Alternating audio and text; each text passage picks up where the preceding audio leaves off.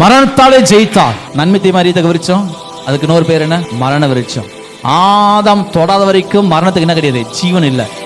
ஆதாம் தொட்டோன்னு என்ன வந்துருச்சு? ஜீவனோடு இருந்த ஆதாம் என்ன ஆயிட்டான்? மரிச்சிட்டான். அதுதான் இந்த பக்கம்.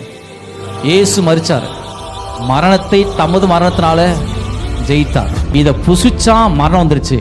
நான் சொல்றேன், இவரை புசிச்சா நமக்கு ஜீவன் வந்துடும். இனி எந்த ஒரு மனுஷனும் பாதாளத்துக்கு போகக்கூடாது, நரகத்துக்கு போகக்கூடாது. மரண பயத்தில் இருந்தவர்களை விடுதலையாக்கும்படிக்கு அவர் பாதாள வரைக்கும் சென்று சிறைப்பட்டவர்களை விடுதலையாக்கி எல்லா துறைத்தனங்களையும் அதிகாரங்களையும் உறிந்து கொண்டு வெளியரங்கமான கோலமாக்கி அவைகளை சிலுவையிலே இயேசு மரணத்தை வெற்றி சிறந்தார். சாத்தான் பிடிக்க ட்ரை பண்றான் இயேசுவை.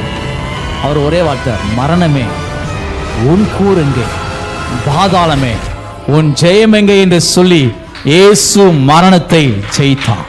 மரணத்துக்கு அதிகாரியாக பிசாசானவனை தமது மரணத்தாலே ஜெயித்தார்.